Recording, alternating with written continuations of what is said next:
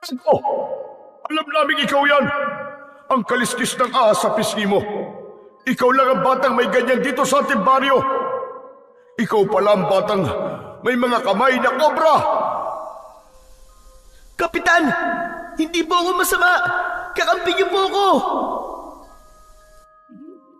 Hindi maaari ito. Tila nabot mo na ang lulok ng iyong kapangyarihan. Paano ito nangyari? At tapusin na kita, kamandag! Sisiguraduhin ko na ikaw naman na magmamakaawa sa akin ngayon! Ton! Magandang araw po sa inyong lahat.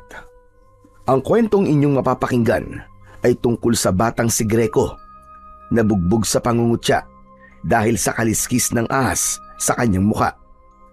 Nang magsimulang sumalakay ang mga aswang sa kanilang baryo, ay ipinagkaloob sa kanya ni Lolo Agapito ang isang makapangyarihang kwintas na mula pa sa ama ni Greco na isang taong reptilian o kawangis ng mga ahas. At ang kwintas na yon ay hindi lang niya ginamit upang protektahan ang kanyang sarili, kundi ang lahat ng mga tao sa kanilang lugar. Magagawa nga bang tanggapin ng mga tao si Greco sa kabila ng kahindik-hindik niyang anyo? Magiging sapat nga ba ang pagiging tagapagtanggol niya upang makamit niya ang respeto at pagtanggap na matagal niya nang inaasam? Ngunit bago po ang lahat, mga idol, huwag po nating kalimutan mag-subscribe at i-hit ang notification bell sa aking YouTube channel na The Voice Addict at Apong Isaac para sa mas marami pang makapigil hiningang kwentong aswang at katatakutan mula sa mundo ng kababalaghan. Umpisahan na po natin ang kwento. Greco, bakit naman may bagas na yung mukha mo? Hindi ba tinutusan lang kita bumili ng toyo at suka para sa adobo? Paano po si Kaloy? Tinukso na naman po ako. Ang sabi niya may galis daw po ang mukha ko, nakakadiri daw po ako. Ayun, napikon po ako kaya sinuntok ko po sa nguso. Tapos pinagtulungan po ako ng mga kaibigan niya. Kung hindi naman po sila madami, malamang si Kaloy po ang uuwing bugbog sarado. Ay, tama na yan. Hindi ba sabi ko sa'yo, kapag may nanunukso sa'yo, lalo na si Kaloy, ay pasok sa isang tenga, tapos labas sa isa pa.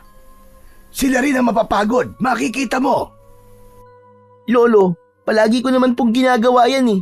Pero hanggang ngayon po, hindi pa rin sila tumitigil sa panunukso dahil sa mukha ko. Parang habang hindi ko sila nilalabanan eh, mas lalo silang ginaganaan sa panunukso sa akin.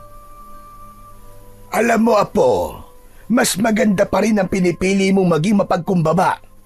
Wala magandang maidudulot ang karahasan. Hindi yan sagot sa lahat ng problema. Opo, hayaan niyo po sa susunod. Iiwas na po ako sa kanila. Talagang hindi ko lang naman po napigilan ng lumaban sa kanila eh. Lo, ito na po pala yung toyo at suka na pinabibili niyo sa akin. O siya, sige. Magsagot ka na lamang muna ng mga takdang aralin mo. At ako naman babalik na sa pagluluto. Anong oras na, pero wala pa rin tayong lutong ulam. Nagtungo na si Lolo Agapito sa maliit nilang kusina ng bahay ni Greco, habang si Greco naman ay umupo at hinarap ang mga takdang aralin niya na kailangan niyang sagutan. Ngunit hindi niya magawang ituon ang atensyon niya roon. Umaalingaw-ngaw pa rin sa isip niya ang panlalait ni Kaloy sa kanya dahil sa tila kaliskis ng ahas sa kanyang kaliwang pisngi. Ayon kay Lolo Agapito, isinilang si Greco na meron ng ganun sa muka. Pinaglihiraw kasi siya ng namayapa niyang ina sa ahas, kaya marahil ay may kaliskis ng ahas ang kanyang muka. Simula na magkaisip si Greco, ay namulat na siya sa panunukso ng mga batang kaedad niya. May iba rin na gaya ni Kaloy na sinasabing galis ang nasa kanyang muka. Hindi nagtagal ay tinawag na siya ni Lolo Agapito para maghapunan. Habang kumakain ang maglolo, ay tahimik pa rin si Greco. Greco, Apo, bakit parang ang tamlay-tamlay mo? Huwag mong sabihing ayaw mo ng ulam natin ngayon. Hindi ba paborito mo yung adobong baboy? Lo, naisip ko lang po kasi na kung buhay siguro si nanay, ay may magtatanggol po sa akin, no? Aba, oo naman. Kilala ko ang nanay mo. Ayaw nung naaapi ang mga mahal niya sa buhay. Lalo ka na, kasi anak ka niya. Eh si tatay po kaya, kung nandito po kaya siya ipagtatanggol niya rin po kaya ako? Nasamid bigla si Lolo Agapito. Uminom muna ito ng tubig bago muling nagsalita. Huwag na natin pag-usapan ng tatay mo, Greco.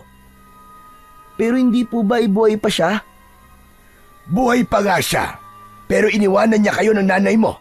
Biruin mo, hindi ka pa naipapanganak sa mundo, ay para na siyang bulang naglaho. Kaya ayoko nang nababanggit mo ang tatay mo. Nagkakaintindihan ba tayo? Walang imik na tumango si Greco. Kahit ang totoo, ay nais niyang mapag-usapan nila ang tatay niya. Base sa kwento ni Lolo Agapito, iniwanan ng tatay niya ang kanyang nanay habang buntis ito. Walang nakakaalam kung saan ito nagpunta at labis yung dinamdam ng nanay ni Greco, habang ang nanay naman niya ay nasawi matapos siyang ipanganak. May hinala si Lolo Agapito na labis na iniisip ng nanay ni Greco ang pag-alis ng asawa nito, kaya nabinat ito at bigla na lang binawian ng buhay.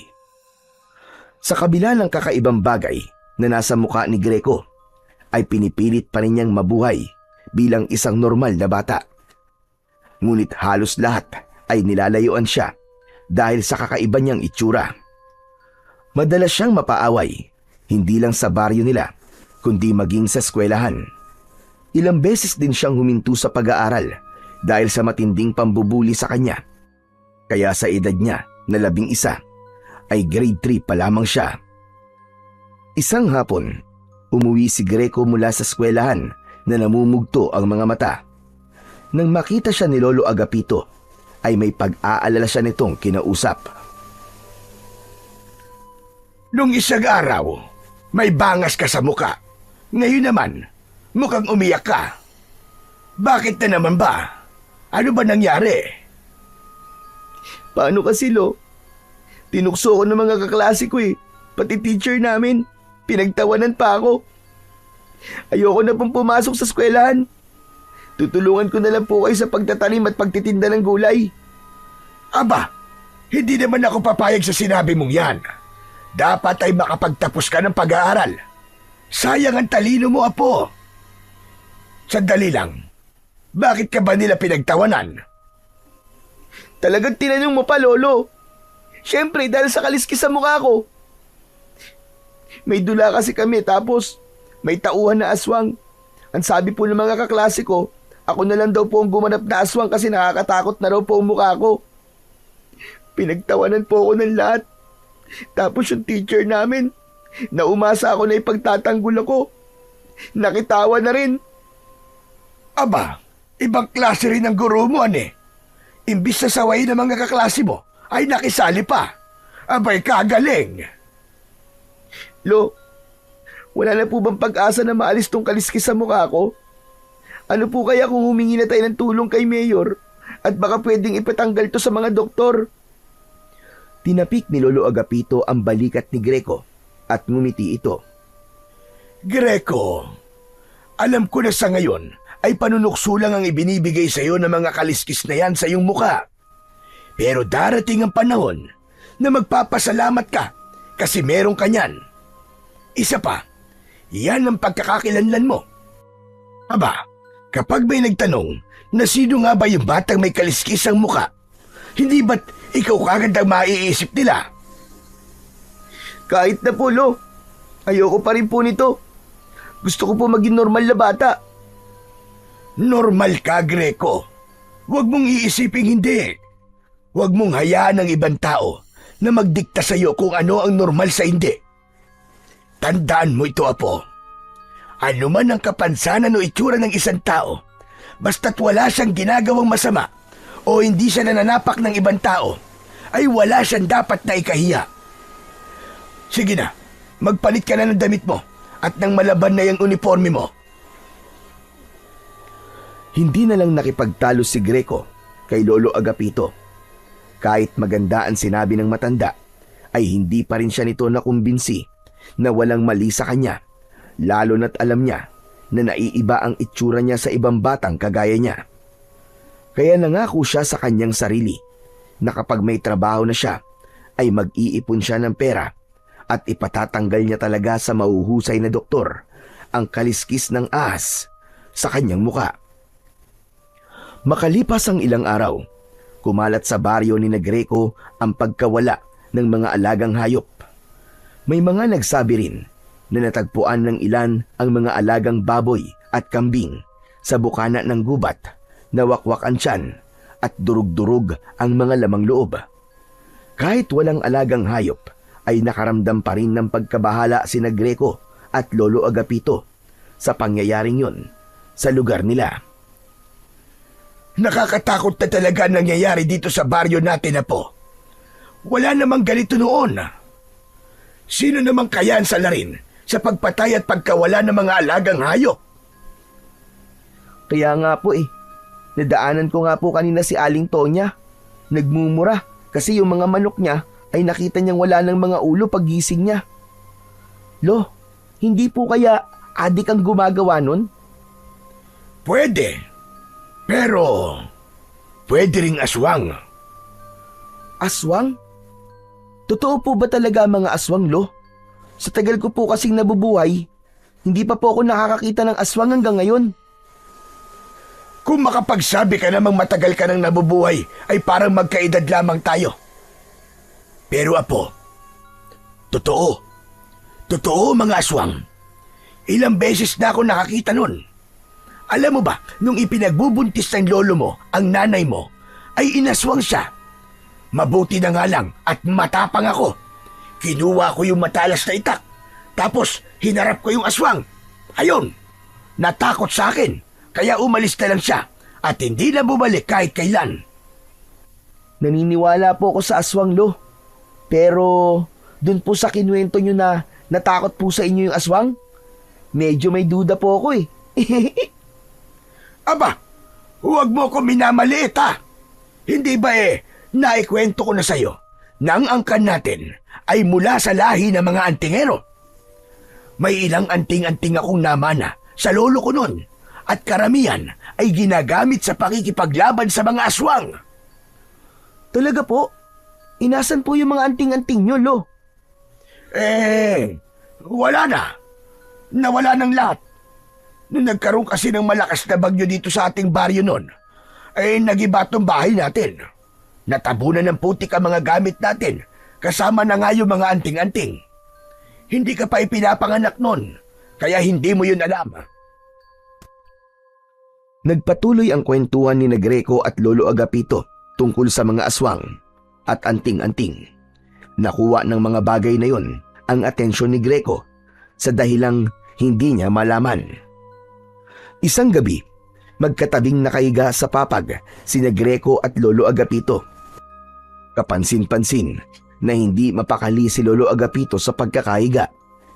Minsan ay tatalikod dito ng higa, tapos bigla namang titihaya. Nang marinig ni Greco ang mahinang pagdaing ng lolo niya, ay hindi niya na napigilang magtanong. Lo, ano po ba nangyayari sa inyo? Ang likot-likot niyo po matulog Hindi po tuloy ako makatulog. Sumasakit kasi ang likod ko, Apo. Naghahanap ako ng magandang pwesto sa paghiga para mabawasan ang sakit. Dahil siguro to sa maghapong pagtatanim ko. Kasi naman kayo, Lolo Ang sabi ko po sa inyo, tutulungan ko kayo. Pero ayaw niyo naman po. At sige po, bibili na lang po muna ako ng gamot sa sakit ng katawan. Ang alam ko po bukas pa naman po ang tindahan ni Aling Berta Wag na. Kaya ko naman tong tiisin. Matulog ka na at may pasok ka pa bukas sa eskwelahan. Hay naku, Lo. Sa tingin niyo po ba'y makakatulog po ako sa likod niyo? Sige na po, bibili na lang po ako ng gamot saglit. Hindi na nga nagpapigil pa si Greco kay Lolo Agapito. Tumayo siya at kumuha ng pera sa wallet ng lolo niya. Mag-isa siyang lumabas ng bahay nila at naglakad papunta sa tindahan ni na Aling Berta.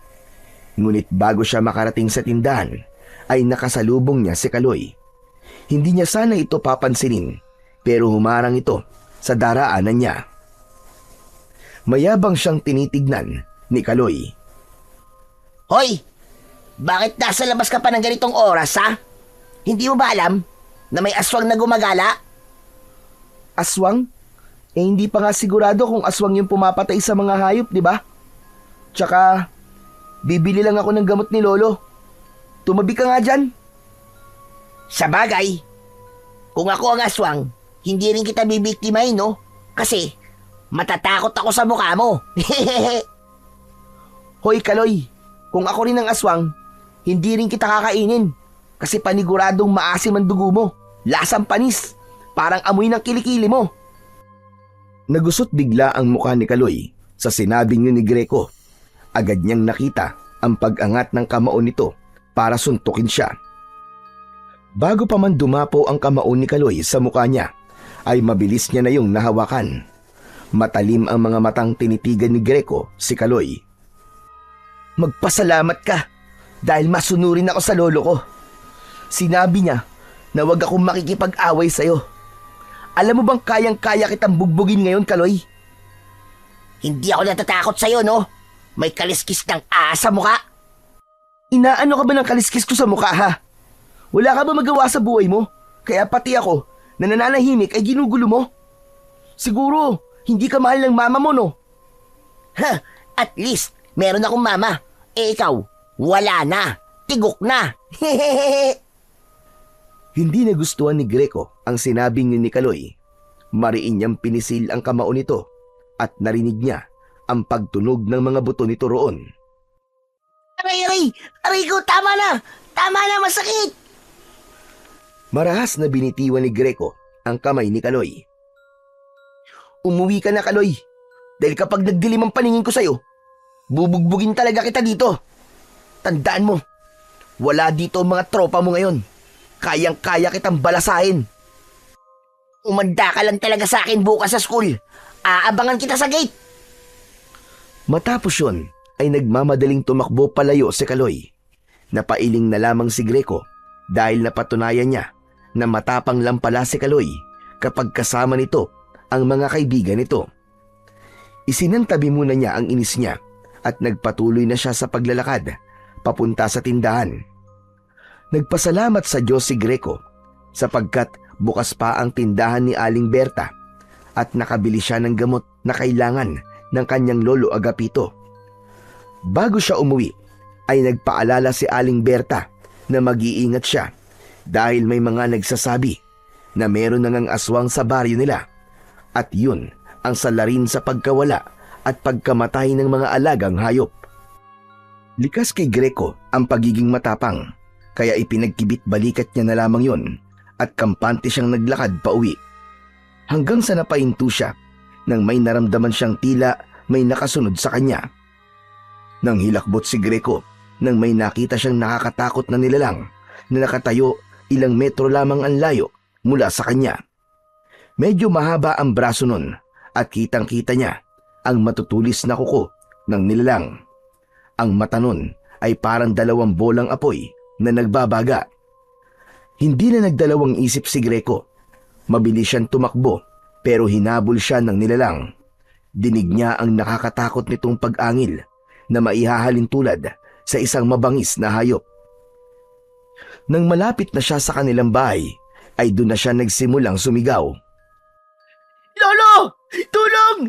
May umahabol sa akin na halimaw! Bago pa makapasok si Greco sa bahay, ay bigla siyang sinunggaban ng nilalang sa kanyang likod. Napasubsob siya sa lupa. Naramdaman niya ang bigat ng nilalang sa likod niya hanggang sa bumaon ang mga ngipin nito sa kaliwang balikat niya. Lolo! Tulungan niyo ako! Pinapatay ako ng halimaw! Tulong! Bumukas ang pinto at lumabas si Lolo Agapito na may hawak na matalas na itak. Nanlaki ang mga mata nito nang makita ang nilalang na nasa likod ni Greco. Hindi ito nag-alinlangan na atakihin ang nilalang. Malakas nitong tinaga ang batok ng nilalang. Sumirit ang dugo nito at sumigaw ito na para itong kinakatay na baboy. Layuan mo ang apo ko! Papatayin talaga kitang hayop ka! Lumayas ka rito! Layas! Sunod-sunod na pinagmumura ni Lolo Agapito ang nilalang hanggang sa tuluyan itong umalis at nawala sa dilim. Tinulungan ni Lolo Agapito si Greco sa pagtayo. Nang makapasok sila sa bahay, ay mabilis na isinarado at kinandado ng matanda ang pinto, habang si Greco ay nakaupo habang habol ang paghinga. Agad na tinignan ni Lolo Agapito ang sugat sa balikat ni Greco. Kumuha ito ng panlinis at gamot para sa sugat. Lolo, ano po bang halimaw yun? Aswang yun, Apo. Isa yung aswang. Tama nga ang kumakalat na kwento na aswang ang dahilan sa pagkawala at pagpatay ng mga hayop dito sa ating lugar. Ngunit ang mas nakakatakot, pati yata tao ay binibiktima na niya. Mabuti na lamang at yan lamang ang nakuha mo, Apo. Hindi ko mapapatawad sa sarili ko kung napatay ka niya. Akala ko nga rin po kanina mamamatay na ako, Louie. Salamat po. Iniligtas niyo po ako. Mahigpit na niyakap ni Lolo Agapito si Greco. Ramdam niya ang labis na pag-aalala ng lolo niya sa kanya. Alam ni Greco na kung hindi agad nakalabas ang lolo niya, ay sigurado na sa oras na yon ay nasa kabilang buhay na siya. Kinabukasan, sa kabila ng sugat na natamo ni Greco mula sa aswang, ay pumasok pa rin siya sa eskwelahan dahil meron silang eksam. Habang mag-isang nakaupo sa ilalim ng puno ng mangga at kumakain ng turon, ay nilapitan siya ni Kaloy kasama ang mga kaibigan nito. Matalim na tinignan ni Greco si Kaloy. Tumayo siya at aalis na sana, pero hinawakan ni Kaloy ang braso niya. Sandali lang. Aalis ka naman kagad eh. Masyado ka naman suplado. Wala akong oras para sa mga kagaya mo, Kaloy. Ano ka ba? Hindi kita aawayin ngayon. Wala na sa akin yung mga pinagsasasabi mo sa akin kagabi. Papalampasin ko na lang yun. Ang gusto ko lang malaman ay kung totoo ba ang kumakalat na kwento sa baryo natin na inatake ka raw ng aswang kagabi. Paano mo nalaman yun? Yung lolo mo kasi, panay ang kwento. Sabi niya, totoong may aswang sa baryo at inatake ka raw. Buti nga raw at buhay ka pa ngayon. Siguro, natakot sa iyo yung aswang, no? Nang makita yung pagbumuka mo. Ang sabi siguro ng aswang, naku po, mas nakakatakot pa sa akin tong kaharap ko. Takbo na! Malakas na nagtawanan si Kaloy at ang mga kasama nito. Tumiim ang bagang ni Greco, ngunit mas pinili niyang kumalma. Alam niya na kung papatulan niya si Kaloy, ay ipapatawag na naman si Lolo Agapito sa school at baka maging dahilan pa yon para makick out siyang muli. Wala akong oras para makipag-usap sa'yo. Aba, napakatapang mo na talaga ngayon ah. Dapat siguro, napatay ka na lang nung aswang kagabi para may libreng biskwit at kapila sa inyo, para may pakinabang ka naman kahit papano. Inalis ni Greco ang kamay ni Kaloy sa braso niya at walang imik siyang naglakad papalayo. Dapat siguro, ikaw ang gawing palakot sa aswang, Greco. Sigurado ako na makita pa lang nilang mukha mo ay tatakbo na sila sa sobrang takot sa'yo. Patuloy lamang sa paglalakad si Greco. Nangako siya sa kanyang sarili na simula sa araw na yon ay iisipin na lamang niya na isang hangin si Kaloy. Napagtanto niya na walang maibubungang maganda ang pagsagot at pagpatol niya sa mga kagaya ni Kaloy na walang ibang nakikita kundi ang kapintasan ng ibang tao. Dumating sa punto na hindi na lang mga hayop ang nawawala sa baryo ni Greco. Kumalat ang balita na nawawala ang binatang anak ng kanilang kapitan. Makalipas ang ilang araw, ay natagpuan ang naaagnas nitong bangkay sa loob ng gubat. Wala na ang lamang loob nito at maraming kalmot at kagat sa iba't ibang parte ng katawan. Sa bawat araw na lumilipas ay mas lalo pang dumadami ang nawawala at natatagpuan na wala ng buhay. Doon na nga nagsimulang matakot ang mga tao. Wala nang nasa labas pagkagat ng dilim. Nabalot ng pangamba ang buong San Roque. Nagsimula na rin kumalat ang bulong-bulungan sa kung saan-saan tungkol sa aswang na gumagala sa kanilang baryo. May ilan na mas piniling umalis na lamang at manirahan sa malayong lugar. Ngunit ang mga kagaya ni Greco at Lolo Agapito na walang ibang mapupuntahan ay nanatili sa baryo. Isang umaga, napansin ni Greco na tahimik si Lolo Agapito habang nag-aalmusal sila. Hindi yun normal dahil sanay siya na magkwento ang matanda, lalo na kapag kumakain sila. Ramdam niya na may kung anong gumugulo sa isip ng kanyang lolo. Lo, kanina ko pa po napapansin. Bakit ang tahimik niyo po? May iniisip ka, no? Paanong hindi ako mag-iisip pa po? Nakakatakot na dito sa baryo natin. Kung may iba lang sana tayo mapupuntahan, sana'y umalis na tayo dito, gaya ng iba. Lo, hindi naman po tayo lumalabas tuwing gabi. Tsaka nag-iingat din po tayo. Palagay ko po ay okay na po yun, para hindi po tayo mabiktima ng aswang. Muntik lang naman po ako mapatay ng aswang dati kasi nasa labas po ako.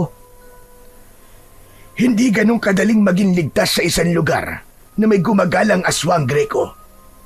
Kayang-kaya nilang pasukin ang isang bahay kung nanaisin nila.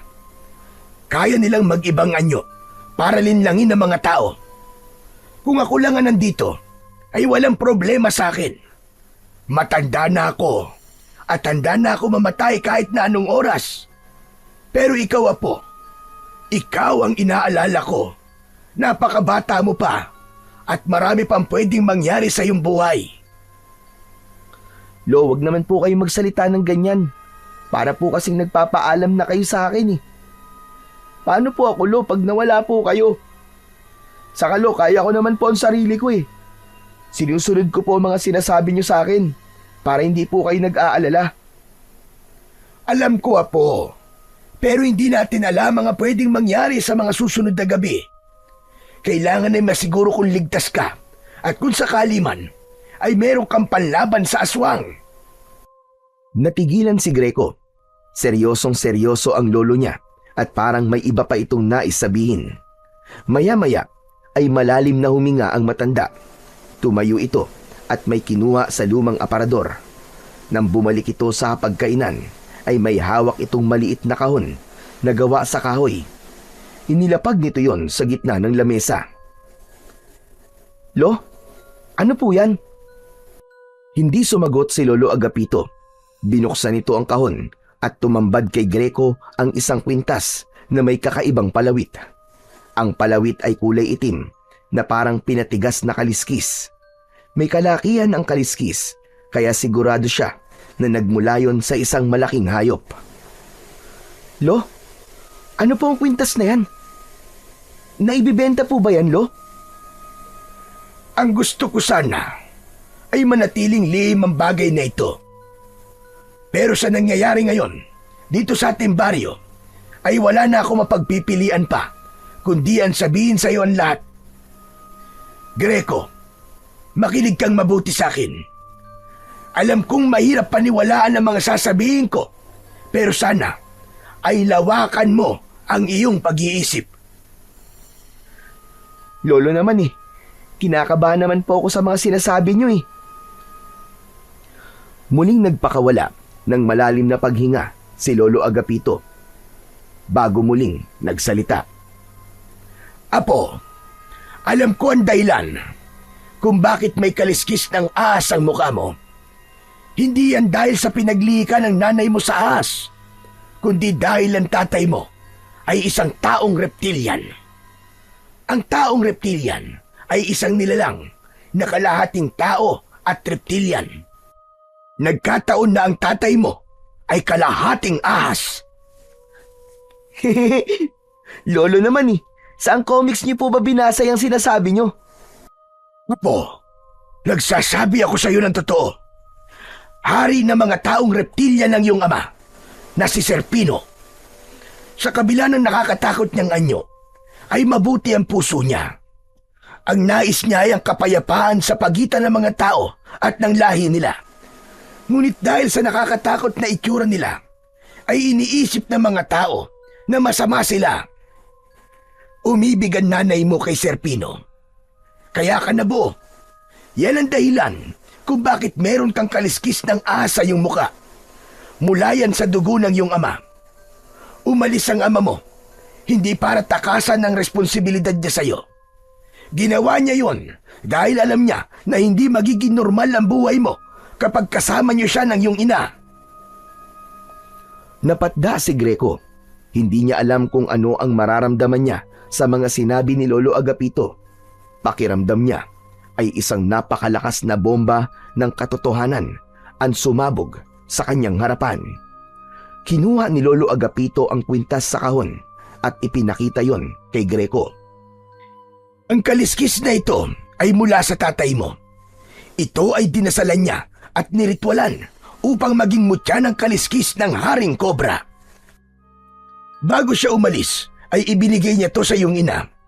Ang sabi niya, ibigay ito sa iyo sa takdang panahon dahil ito ang magiging proteksyon mo laban sa kahit na anong panganib at kapahamakan. Ang totoo ay hindi ko alam kung anong nagagawa ng mutya na ito, pero may tiwala ako kay Serpino. Alam ko na kapag ginamit mo ito, ay mabibigyan ka nito ng proteksyon mula sa mga aswang. Kung ganun, Lo, buhay pa talaga ang tatay ko. Hindi ako sigurado, Apo. Pero sa tingin ko, ay buhay pa talaga siya. Wala rin akong ideya kung nasan siya ngayon. Lo, ang hirap pong paniwalaan ng mga sinasabi nyo. Isang taong reptilya ng tatay ko. Isang taong ahas. Tama ka, Apo. Naiintindihan kita kung hindi ka kagad maniniwala. Pero wala akong dahilan para hindi sabihin sa iyo ang buong katotohanan. Naisip ko rin na karapatan mong malaman kung ano talaga ang pinagmulan mo. Muling tumahimik si Greco. Pilit niyang prinoseso ang lahat ng sinabi ni Lolo Agapito. Nanlalamig ang buo niyang katawan at hindi niya lubos maisip na hindi buo ang pagiging tao niya dahil may nananalaytay na dugo ng taong reptilian sa kanyang ugat. Tanggapin mo ang mutya ng kaliskis ng Haring Cobra, Greco. Ito ay nakalaan talaga para sa iyo. Ito ang magiging proteksyon mo laban sa mga aswang. Isuot mo ito kapag handa ka na at kapag may nararamdaman kang panganib sa paligid. May pag-aalinlangan na kinuha ni Greco ang kwintas. Nang nasa palad niya na yon, ay may kakaibang init siyang naramdaman mula sa kaliskis. Tila may maliliit na bultahe na kumikiliti sa kanyang palad, kaya napagtanto niya na totoong merong kapangyarihan ang isang piraso ng kaliskis na yon. Matapos malaman ni Greco ang buong katotohanan sa kanyang pagkatao, ay hindi na natahimik ang utak niya. Tinanggap na niya na ang tatay niyang si Serpino ay isang taong reptilian, kaya nais niya sanang makita ito at makausap upang ito mismo ang magsabi sa kanya ng lahat. Ngunit alam niya na sa panahong yun ay imposible yung mangyari, lalo na't maging si Lolo Agapito ay hindi alam kung nasaan ito. Isang gabi, nakadungaw si Greco sa bintana habang hawak ang kwintas na may kaliskis ng kanyang ama. Mataman niya yung tinitignan. Ano kayang klaseng proteksyon na maibibigay mo sa akin? Habang nakatingin si Greco sa kwintas, ay tila may boses na paulit-ulit na bumubulong sa kanya na isuot niya ang kwintas. Hindi niya namalayan na kusa nang gumagalaw ang mga kamay niya. Isinuot niya sa kanyang leeg ang kwintas. Bigla siyang nakaramdam ng init na mabilis na kumalat sa kanyang buong katawan. Parang may biglang dumaloy na kuryente sa kanyang mga ugat at sumakit ang ulo niya dahil pumintig yun ng malakas. Nanginig siya sa takot habang unti-unting sumisikip ang hininga niya na parabang may nagbabagong malaki sa loob niya na hindi niya kayang kontrolin. Mabilis na lumapit si Greco sa salamin na nakasabit sa dingding. Pakiramdam niya ay huminto ang paghinga niya nang makita niya na hindi na normal ang kanyang mga mata. Ang bilog na itim sa kanyang mata ay naging dilaw at pahaba gaya ng isang ahas. Napaatras siya at agad niyang napansin ang kanyang kamay. Napasigaw siya sa gulat nang makitang nagbago ang itsura ng kanyang mga kamay at naging 2 ulo yun ng kobra. Gumalaw ang mga yon at lumalabas ang dila na parang may sariling buhay. Nang ibuka ng mga kobra ang bibig ng mga yon, ay nakita niya ang matutulis na pangil ng mga yon. Muling napasigaw si Greco sa labis na pagkabigla at takot. Lo! Lo, tulungan mo ako, Lo! Humahangos na pumasok sa bahay si Lolo Agapito. Ano ba nangyayari at sumisigaw ka? Naku, Diyos ko po! Maabagin langit! Ano nangyari sa'yo, Greco? Bakit may ganyan ang mga kamay mo? Maging si Lolo Agapito ay natakot sa itsura ni Greco. Kusang gumagalaw ang mga kobra niyang kamay na para bang yun ang may kontrol sa kanya. Hindi ko rin po alam, Lo. Isinuot ko lang naman po yung kwintas na binigay niyo sa akin eh. Tapos naging ganito na po ang itsura ko. Kapwa nataranta sina Greco at Lolo Agapito hanggang sa may narinig si Greco mula sa malayo na humihingi ng tulong. Kusang gumalaw ang katawan niya at bigla siyang tumalon sa bintana. Gwapo! Bumalik ka rito! Saan ka pupunta? Hindi ko po alam, Lo. Hindi ko po mapigilan ang mga paa ko. Tulungan niyo ako, Lo. Kahit anong pigil ni Greco sa pagakbang ng mga paa niya, ay hindi siya nagtagumpay. Tumakbo siya sa madilim na daan ng mabilis ang mga hakbang at halos hindi na dumidikit sa lupa ang kanyang mga paa. Hanggang sa makarating siya sa bukana ng gubat kung saan nakita niya ang isang lalaki na nakasubsob sa lupa. May sugat yon sa balikat habang may aswang na nakatayo sa paanan nito. Hindi nagdalawang isip si Greco. Itinaas niya ang kanyang mga kamay at agad na gumalaw ang 2 kobra na parang handang umatake. Mabilis siyang sumugod sa aswang at inundayan niya ng suntok ang aswang gamit ang kanang kamay at agad kinagat ng kobra ang braso ng halimaw. Napaatras ang aswang at umungol ito ng dahil sa labis na sakit. Umatake ang aswang kay Greco at tumalon ito papunta sa kanya. Subalit maagap siyang yumuko at binigwasan ng suntok ang tiyan nito. Ang kobra sa kanang kamay niya ay bumuga ng berdeng malagkit na likido at tumama yon sa muka ng aswang, direkta sa mata. Nagsisisigaw ang aswang habang mabilis na nilulusaw ng kamandag mula sa kobra ang muka nito. Gumapang ang likido pababa sa leeg nito hanggang sa umabot na sa tiyan. Para yung matapang na asido na sinusunog at nilulusaw ang bawat madaanan. Natunaw ang laman ng aswang hanggang sa umusok ang buong katawan nito at tuluyang humandusay sa lupa. Humihingal si Greco. Nanginginig siya sa pagod at kaba. Lumapit siya sa lalaking kanyang sinagip, ngunit sa halip na magpasalamat ay nanlaki pa ang mga mata nito nang dahil sa takot. Napatingin ito sa mga kamay na kobra ni Greco at napasigaw ang lalaki, sabay takbo palayo. Ayos ah. Bigla na lang umalis. Salamat ah. Ikaw na nga niligtas eh. Ikaw pa ang tumakbo. Napako si Greco sa kanyang kinatatayuan. Tumingin siya sa kanyang mga kamay na hindi niya maikakaila na talagang kakaiba. Ano ba itong nangyayari? Bakit parang ang lakas-lakas ko kanina? Nang sandaling yon ay dumating na si Lolo Agapito. May dala itong kumot at itinakip nito yon sa mga kamay ni Greco. Pagkakita ng matanda sa walang buhay na katawan ng aswang ay nagulat ito. Diyos ko po, mahabagin langit! Greco, ikaw ba ang may gawa niyan? Hindi po ako, Lo. Ito pong 2 kobra sa kamay ko. Para pong kinokontrol nila ako eh. Wala po akong nagawa. Ang mabuti pa ay sa bahay na tayo mag-usap. Mahirap na at baka may makakita pa sa'yo rito. Inakay ni Lolo Agapito si Greco pabalik sa bahay nila. Nakayuko siya dahil baka may makakitang ibang tao sa kakaiba niyang mga mata. Habang ang kumot ay hindi niya inalis sa mga kamay niya na hanggang sa sandaling yun ay ulo pa rin ng kobra. Hindi nagtagal ay nakarating na sina Greco sa bahay. Mabilis na isinarado ni Lolo Agapito ang pinto. Magkaharap silang naupo sa sala. Marahang inalis ni Lolo Agapito ang kumot na nakatakip sa mga kamay ni Greco nang bigla na lamang muntik nang tuklawin ang matanda ng mga kobrang kamay ni Greco. Mabuti na lang ay mabilis yung nabawi ni Greco. Pambihira! Ano ba yung mga kobrang yan? Masyadong agresibo. Hoy, kayong dalawa! Huwag niyong sasaktan ng Lolo Agapito ko! Tila naintindihan ng dalawang kobra ang sinabi ni Greco at kumalma na ang mga yon. Maya-maya ay nababahalang tumingin si Greco sa kanyang lolo.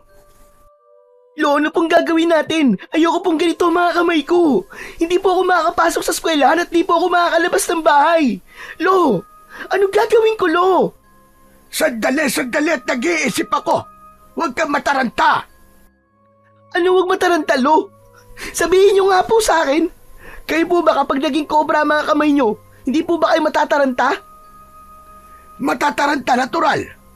Pero hindi tayo makakapag-isip ng maayos kung di tayo kalmado. Pero hindi ba, at sabi mo kanina, ay naging ahas sa mga kamay mo nang isuot mo ang kwintas? Opo, tama po kayo. Kung ganon, sige, hubarin mo ang kwintas po. Paano ko nga po mauhubad, Lolo? Ayaw po sumunod sa akin ng dalawang kobra na to. Oh. Kayo na lang po magubad ng kwintas ko, Lo. Hindi ba ako tutuklawin ng mga yan? Baka mamaya bugahan din ako ng kamandag ng dalawang yan, gaya ng ginawa nila dun sa aswang, at bigla na lamang ako matunaw dito. Yun nga po, hindi ko rin po alam eh. Hindi ko nga po sila makontrol, di ba? Ay nako! Ano ba kasing klaseng kwintas ang ibinigay sa'yo ng tatay mo? Hindi ko naman nakalain na magiging ganyan ang itsura mo at ang mga kamay mo. Sige na, Lo, alisin niyo na po yung kwintas. Baka po tama kayo na kailangan ko pong alisin ang kwintas na to para bumalik po ako sa dati kong anyo. Tumayo na si Lolo Agapito at pilit nitong kinalma ang kanyang sarili.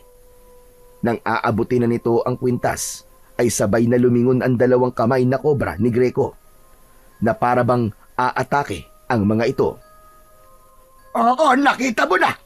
Parang tutuklawin nila ako, Apo. Diyos ko, ayoko pang mamatay. Hoy! Ano ba kayong dalawa, ha? Hindi ba't sinabi ko na sa inyo na huwag niyo sasaktan si Lolo Agapito? Kapag sinaktan niyo siya, ipapaputol ko kayo, sige! Umurong ang mga kobra na para bang natakot ang mga yon sa sinabi ni Greco. Muling sinubukan ni Lolo Agapito na hubarin kay Greco ang kwintas at nagtagumpay na nga ito sa pagkakataon na yon. Nang maalis sa katawan ni Greco ang kwintas, ay naramdaman niya na tila may humugot ng lakas at enerhiya sa kaloob-looban ng kanyang katawan. Naging mabilis ang pagbabalik niya sa dati. Unti-unting lumiit at bumalik sa normal ang kanyang mga kamay at nawala na ang mga ulo ng kobra sa kanyang kamao.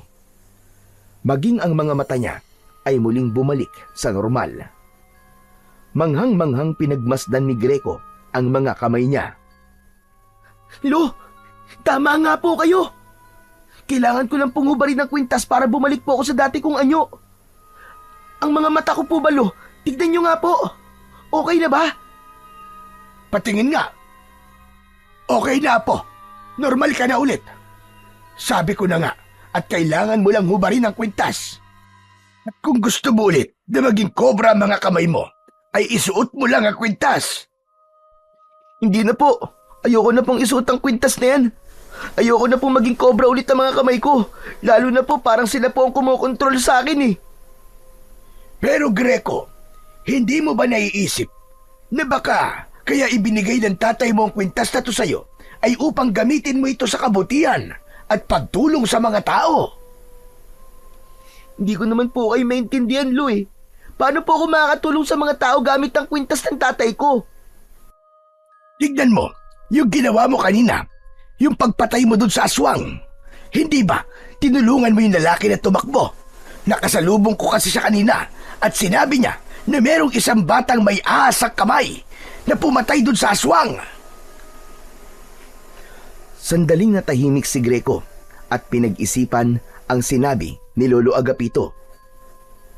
Oo nga po, tinulungan ko nga po siya. Pero natakot din po siya sa akin dahil sa itsura ko eh. Akala niya po yata aswang din ako. Ito na lang ang isipin mo, Apo. Dahil siguro nais ng tatay mo na makita ng mga tao na sa kabila ng nakakatakot na anyo ng mga taong reptilian ay kakampi sila ng mga tao. Hindi ba't nasabi ko na sa'yo na ang layunin ng iyong ama ay ang magkaroon ng kapayapaan sa pagitan ng mga tao at ng mga taong ahas? Ibinigay niya sa iyo ang kwintas upang gamitin mo ito sa pagtulong sa mga tao, upang makita ng mga tao na hindi kalaban ang inyong lahi. Ibig po bang sabihin ay makikipaglaban na po ako sa mga aswang mula ngayon?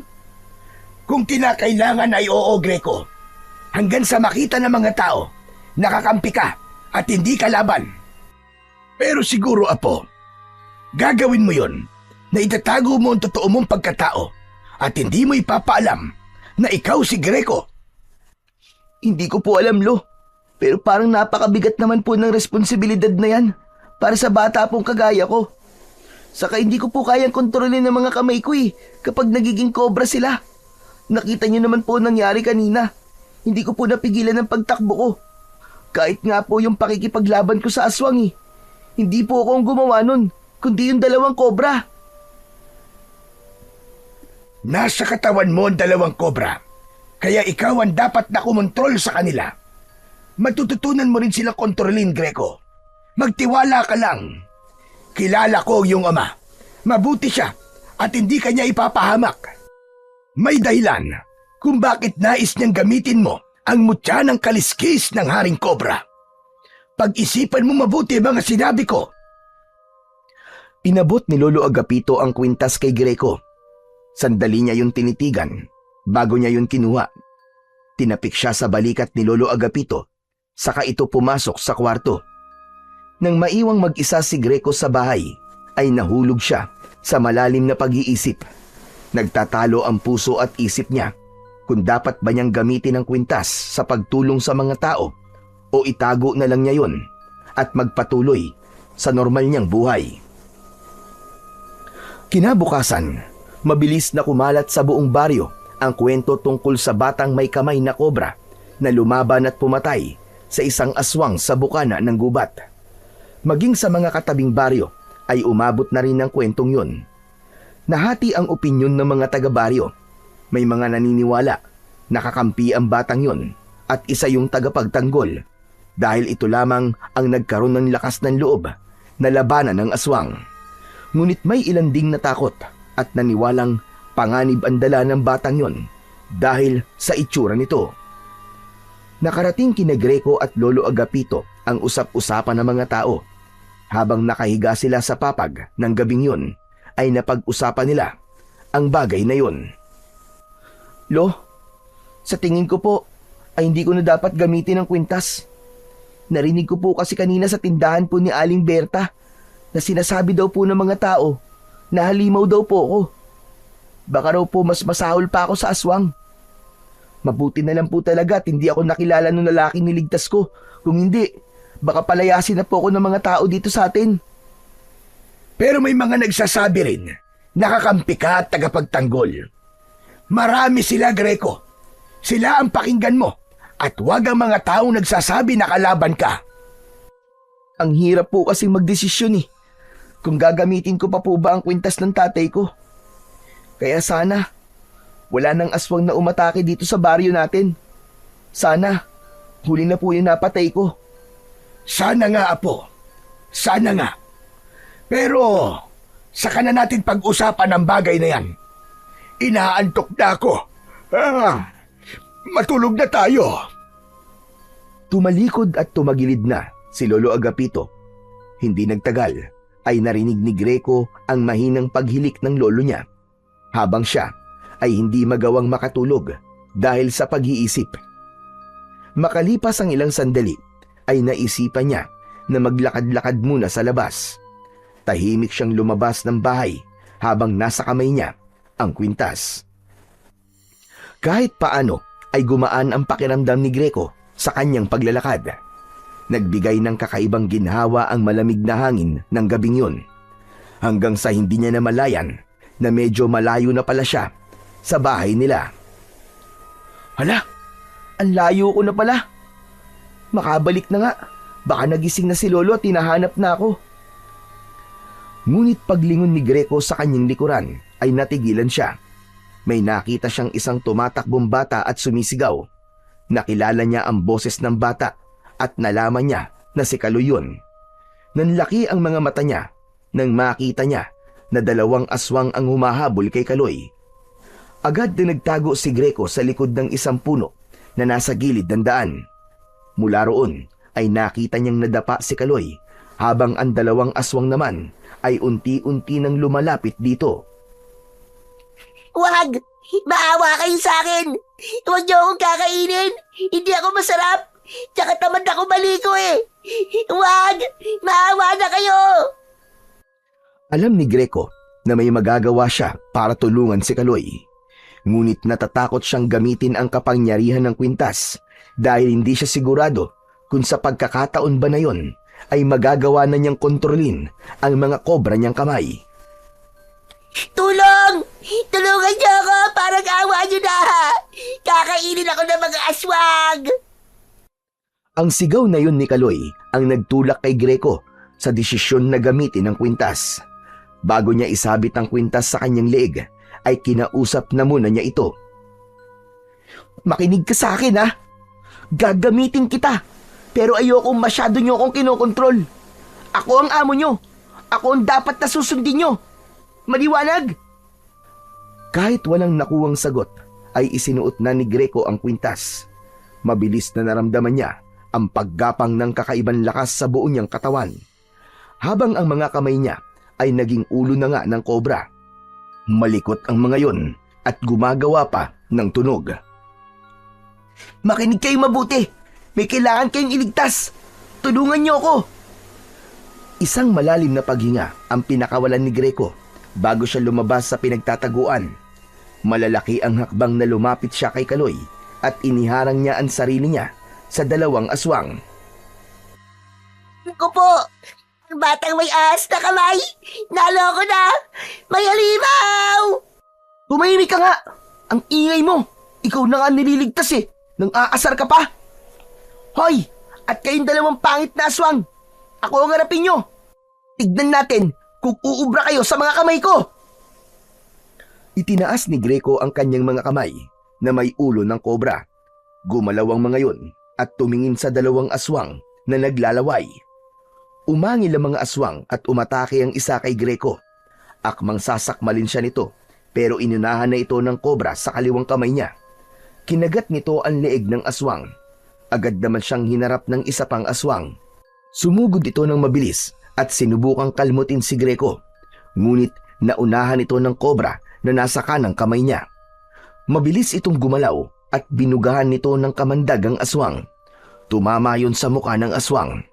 Napasigaw ang halimaw habang umaatras at pilit na inaalis ang kamandag na mabilis na lumusaw sa buong mukha nito. Nakawala ang isa pang aswang mula sa pagkakakagat ng kobra sa isang kamay ni Greco. Umatras ito at sinubukang kagatin si Greco. Sinalubong ito ng 2 kobra at tinuklaw ang magkabila ang balikat ng aswang. Saka nagbuga ng kamandag ang mga yon. Nanginig ang buong katawan ng aswang habang nilulusaw ng kamandag ang katawan nito. Bumagsak ito sa lupa gaya ng isang aswang. Si Kaloy na kanina ay wala ng kapag-apag-asa ay tulalang nakatingin lang kay Greco.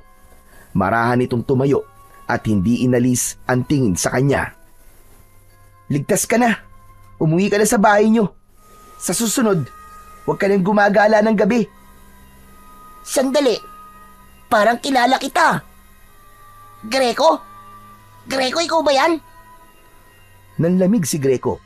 Hindi niya inasahan na sa kabila ng pagbabago sa itsura niya at mga kamay niya ay tila nakilala pa rin siya ni Kaloy. Agad niyang iniwas ang mukha niya rito. Hindi! Hindi Greco ang pangalan ko. At hindi ko kilala ang Greco na sinasabi mo. Hindi ko siya kilala. Hindi ako pwede magkamali, no? Yang kaliskis sa pisngi mo, ganyan din ang kaliskis ni Greco sa mukha niya. Ikaw nga si Greco. Pero, paano ka nagkaroon ng mga kamay na kobra? Bakit ba ang kulit mo? Hindi nga sabi ako si Greco eh. Sa pagtaas ng boses ni Greco, ay naalerto rin ang dalawang kobra at takmang aatakihin ng mga ito si Kaloy. Nanlaki naman ng mga mata ni Kaloy dahil halos 1 pulgada na lamang ang layo ng ulo ng dalawang kobra sa mukha nito. Tumigil kayo! Huwag niyo siyang sasaktan! Hindi na hinintay pa ni Greco na makapagsalita si Kaloy. Tinalikuran niya na ito at malalaki ang mga hakbang siyang lumayo. Maya-maya pa ay tumakbo na siya. Delikado to. Nakilala ako ni Kaloy. Sigurado akong ipagkakalat niya na ako ang batang may kamay na kobra. Labis na natakot si Greco sa mga susunod na mangyayari. Alam niya na kahit may ilan na naniniwalang mabuti siya, ay mas mananaig pa rin ang mga iniisip na kalaban siya. At ayaw niyang madamay ang kanyang lolo Agapito sa pwedeng gawin ng mga tao sa kanya. Kaya isang bagay lang ang naisip niyang gawin. At yun ay ang lisanin na ang kanilang baryo. Pagdating ni Greco sa bahay nila, ay nagawa na niyang hubarin ng kwintas gamit ang bibig ng isang kobra. Naramdaman niya na sa pagkakataong yun, ay unti-unti niya nang nagagawang kontrolin ang dalawang kobra sa kanyang kamao. Nang bumalik siya sa normal niyang anyo, ay dumiretso siya sa kwarto at ginising niya ang kanyang lolo Agapito. Agad na nagising ang matanda at may pagtataka na tumingin ito kay Greco. Aba! Apo! Bakit pawis na pawis ka at parang pagod na pagod ka? Ano bang ginawa mo? Lo, kailangan ko na pong umalis dito sa baryo natin. Kailangan ko po magpakalayo-layo. Mag-iimpake na po ako ng mga gamit ko. Mabilis na kinuha ni Greco ang bag niya na ginagamit niya sa eskwelahan. Inalis niya ang mga laman nun at isa-isa niyang kinuha ang mga damit niya na nakalagay sa kahon. Isinilid niya ang mga damit niya sa kanyang bag. Naguguluhan naman na lumapit si Lolo Agapito at pinigilan ang mga kamay ni Greco. Sandali nga! Ano ba nangyayari, Greco? Bakit aalis ka? Lo, may nakalaban po akong 2 aswang kanina. Napatay ko po sila. Habang tulog po kasi kayo, lumabas po muna ako eh. Tapos, nakita ko po si Kaloy na hinahabol ng mga aswang kaya tinulungan ko po siya. Pero lo, masama. Nakilala po ako ni Kaloy eh. Kahit tumanggi ako na hindi ako si Greco, ay parang sigurado po siya na ako ang batang may mga kamay na kobra. Anak ng kaliskis naman, oo. Bakit sa dami ng pwede makakilala sa'yo, ay ang Kaloy pa na yun? Kaya nga po kailangan ko na pong umalis dito sa baryo natin. Lo, kilala ko po si Kaloy. Sigurado po ako na ipagkakalat niya ang nalaman niya. Baka pagtulungan po ako ng mga tao na palayasin dito. Kaya, bago po nila gawin yun, ay ako na lang po ang aalis. Ipagpapatuloy na sana ni Greco ang paglalagay ng mga damit niya sa bag. Pero muling hinawakan ni Lolo Agapito ang mga kamay niya. Mas mahigpit sa pagkakataon na yon. Greco, tumigil ka sa ginagawa mo. Hindi mo kailangang umalis. Lo, aalis na lang po ako. Baka patayin po ako ng mga tao dito sa atin eh. At saka, baka idamay ka po nila. Ayoko mapahamak po kayo ng dahil sa akin. Hindi ako mapapahamak. Huwag kang mag-isip ng negatibo. Hintayin muna natin ang mga mangyayari. At kung sakali mang hindi maganda ang pagtanggap ng mga tao sa kung sino ka, ay ako ang bahalang makipag-usap sa kanila. Hindi kita pababayaan. Dahil apo kita at mahal na mahal kita, apo. Napaluha si Greco sa sinabing yun ni Lolo Agapito. Naramdaman ng lolo niya ang takot niya, kaya niyakap siya nito at hinaplos ang likod niya. Lo, natatakot po ako eh. Nung wala pa sa akin ang kwintas, ay matindi na po ang panghuhusgang natatanggap ko mula sa mga taga rito sa atin. Eh ano pa po kaya? Kapag nalaman nila na isa akong halimaw. Hindi ka halimaw, apo. Walang halimaw na may mabuting puso. 2 tao nang naililigtas mo. Siguro naman ay sapat na yon para isipin ng mga tao na hindi ka masama. Isa pa, tandaan mo ang layunin ng iyong ama. Kailangan magkaroon ng kapayapaan sa pagitan ng mga tao at sa mga taong reptilian na gaya mo. Alam kong ikaw ang susi para mangyari yon, Apo. At malay mo, kapag magkasundo na ang lahi mo at ang mga tao, ay magkaroon na ng lakas ng loob ang iyong ama na magpakita sa iyo. Bahagyang kumalma si Greco sa sinabing yun ni Lolo Agapito. Bagamat natatakot pa rin siya, ay pinili na lamang niyang alisin ang lahat ng negatibong bagay na tumatakbo sa kanyang isipan. Nang sumunod na araw ay maagang nagising si Greco. Tahimik siyang nakaupo sa may bintana ng kanilang kubo habang pinagmamasdan ang mga tao sa labas. Inasahan niyang anumang oras ay may kakatok sa kanilang pinto at palalayasin siya sa kanilang lugar. Malakas ang pakiramdam niya na sa oras na yon ay nagawa ng ipagkalat ni Kaloy ang nalaman nito tungkol sa kanya. Ngunit habang lumilipas ang oras, ay nananatiling payapa ang paligid. Sa mga sumunod na araw, ganun pa rin ang takbo ng mga bagay-bagay. Habang abala ang mga taga-baryo sa kanilang pang-araw-araw na gawain, si Greco naman ay patuloy na nag-aabang at laging may kaba sa dibdib. Dahil doon ay nagtaka si Greco. Isang umaga, habang abala si Lolo Agapito sa pagsisibak ng kahoy sa likod ng bahay, ay nilapitan niya ito at kinausap. Lo, nagtataka lang po ako.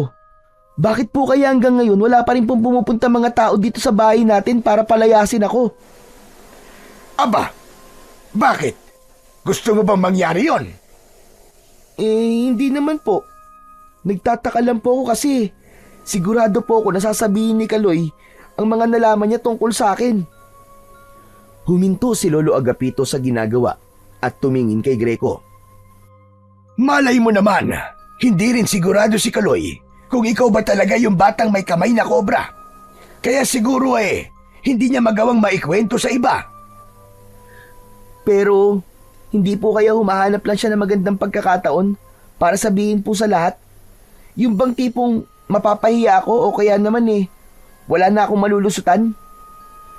Maging positibo ka lang, Greco. Magpasalamat na lang tayo dahil hanggang ngayon ay hindi nangyayari ang iniisip mo. Alam mo, mas maganda kung alisin mo muna ang pangamba mo. Baka mamaya mapabayaan mo na ang pag-aaral mo ng dahil dyan. Kaya nga po Siguro po tama po kayo, Lolo. Mapapraning lang po ako sa kakaisip. Saka ko na lang po poproblemahin ang problemang yan kapag nandyan na. Yan! Ganyan nga! Isa pa, hindi kita pababayaan, Greco.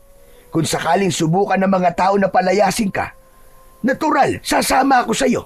At kung saktan ka naman nila, ay lalabanan ko sila. Humantalan talaga sila sa akin. Napuno ng kasiyahan ang puso ni Greco. Napagtanto niya na napakapalad niya dahil may lolo siyang kagaya ni Lolo Agapito na sa kabila ng pagkakaroon niya ng dugo ng taong reptilian ay hindi siya nakaramdam ng panghuhusga mula rito. Bagkus, labis na pagmamahal at pag-aaruga pa ang palagi nitong ipinaparamdam sa kanya.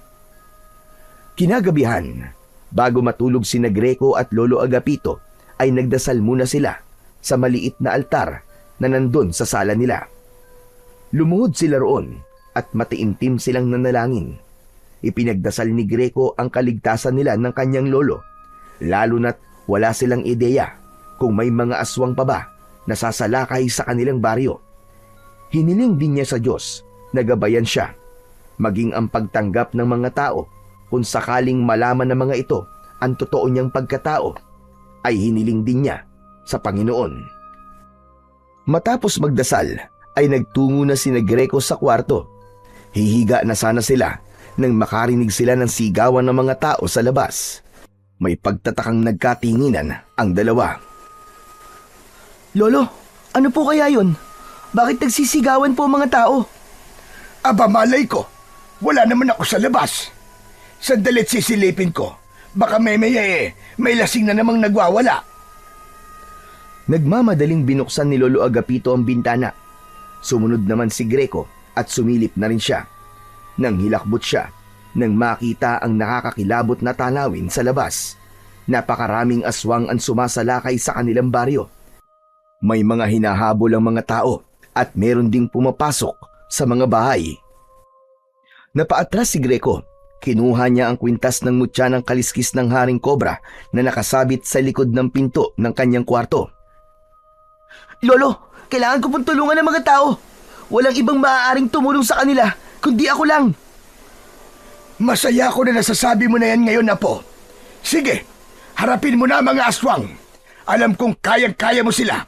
Mag-iingat ka, Greco. Walang pagdadalawang isip na isinuot ni Greco ang kwintas nang maging kobra na ang mga kamay niya at nagkaroon na ng pagbabago sa kanyang mata ay agad siyang lumabas. Sa paglabas niya ay may mga taong nakakita sa kanya. Marami ang natakot dahil sa itsura niya. Hindi niya yun binigyan ng pansin dahil ang tanging nasa isip niya ng mga sandaling yun ay ang mailigtas ang lahat ng tao. Nakuha ni Greco ang atensyon ng mga aswang. Tumingin ang mga yon sa kanya na parabang tinatansya ng mga yon kung kalaban ba siya o kauri ng mga ito. Isang aswang ang unti-unting lumapit kay Greco. Kusang gumalaw ang kobra sa kanang kamay niya. Binugahan nito ng kamandagang aswang na agad na lumusaw dito. Doon na nagkagulo ang mga aswang. Hoy! Mga pangit na aswang! Kung iniisip nyo, nakakampi nyo ako dahil gaya nyo ay nakakatakot ang aking itsura, nagkakamali kayo. Bibigyan ko pa kayo ng pagkakataon para umalis dito. Pero kung magmamatigas kayo, ay mapipilitan akong paslangin kayong lahat. Magkakasabay na umalulong ang mga aswang. Nanlilisik ang mga mata ng mga ito habang nakatingin kay Greco. Inihanda ni Greco ang sarili niya. Hindi siya sigurado kung kaya niyang makipaglaban sa ganong karaming aswang, ngunit hindi rin niya kayang walang gawin at hayaan na mamatay ang mga tao sa kanilang baryo. Sumugod ang unang grupo ng mga aswang. Tumalon si Greco at ginamit niya ang liksi ng katawan upang salubungin ang isang aswang sa ere. Umikot siya sa ere at pinaikot niya ang kanyang katawan sabay tadyak sa muka ng kalaban. Habang ang isang kobra niyang kamao ay tumuklaw sa balikat nito. Nahulog ang aswang at nangisay. Isang aswang naman ang sumugod muli sa likuran niya. Nang maramdaman yun ni Greco ay bigla siyang yumuko at malakas na pumulupot ang kamay niyang kobra sa leeg nito. Nang marinig niya ang pagkabali ng buto sa leeg ng aswang, ay agad niya yung pinakawalan. Dalawang aswang pa ang umatake kay Greco, subalit mabilis na pinakawalan ng dalawang kobra ang kamandag ng mga ito. Tinamaan ang isa sa muka at nagsisisigaw ito ng dahil sa labis na sakit habang natutunaw ang balat. Ang isa ay nakalapit at sinubukang kagatin si Greco pero mabilis siyang lumundag pa atras. Hinayaan niyang gumalaw ang mga kobra niyang kamay. Dinuraan ng mga ito ang aswang na yon. Naging sunod-sunod ang mga aswang na umatake kay Greco hanggang sa napaligiran na siya ng mga aswang. Subalit mabilis na nag-isip si Greco. Itinutok niya sa kaliwat kanan ang mga kamay niyang kobra at mabilis siyang umikot habang walang tigil na nagpapakawala ng kamandag ang dalawang kobra. Halos magkakasabay na bumagsak ang mga aswang na nasa paligid ni Greco. Lahat ay tinamaan ng kamandag at nangingisay sa lupa habang unti-unting nalulusaw. Nang makita ng mga natitirang aswang ang sinapit ng kanilang mga kasama, ay napaatras sa mga yon. Mabilis na tumakas sa mga aswang dahil sa labis na takot kay Greco. Labis ang kasiyahan ni Greco nang makita niya na marami siyang napatay na mga aswang. Ngunit ang ngiti sa labi niya ay napalitan ng pagkabahala nang mapansin niya ang mga tao na unti-unting lumalapit sa kanya. Marami roon ay may mga dalang itak at kutsilyo. Isa sa mga may hawak ng itak ay ang kanilang kapitan na si Kapitan Waldo. Greco, alam namin ikaw yan. Ang kaliskis ng ahas sa pisngi mo. Ikaw lang ang batang may ganyan dito sa ating baryo. Ikaw pala ang batang may mga kamay na kobra. Kapitan, hindi po ako masama. Kakampi niyo po ako! Hindi! Hindi kami naniniwala. Nakita namin ang kaya mong gawin at sigurado na hindi lang sa mga aswang mo yung gagawin, kundi sa aming mga tao rin. Lumapit si Lolo Agapito kay Greco at mahigpit siya nitong niyakap. Inalis nito ang kwintas at bumalik na si Greco sa normal niyang anyo. Kapitan, magulos dili kayo. Totoo ang sinabi ni Greco. Huwag niyo siyang husgahan dahil lang sa itsura niya. Tignan niyo. Siya si Greco. Siya ang apo ko. Kaya niyang bumalik sa pagiging tao. Wala kaming pakialam, Lolo Agapito. Siguro kaya pinapatay niya ang mga aswang ay para wala siyang kaagaw sa pagkain sa mga tao. Ang dapat sa apo mo ay palayasin. Mas lalong natakot si Greco nang may sumigaw na mas maganda kung papatayin na lang siya. Naging sunod-sunod na ang sigawan ng mga tao at halos lahat ay gustong patayin si Greco. Mas lalong humigpit ang pagkakayakap ni Greco at Lolo Agapito sa isa't isa. Kung papatayin niyo si Greco, ay patayin niyo na rin ako! Umalis ka dyan, Agapito! Huwag mong protektahan ang halimaw na yan! Tumigil ka, Kapitan! Apo ko ang sinasabi mong halimaw! Patuloy sa sigawan ng mga tao, may mga nagsasabi na pati si Lolo Agapito ay dapat ding patayin dahil baka daw pati ito ay halimaw na rin, kagaya ni Greco. Nagkakamali kayo! Hindi halimaw ang lolo ko! Ako na lang ang patayin nyo! Lolo, umalis ka na! Hayaan mo nang gawin ng mga tao ang gusto nila!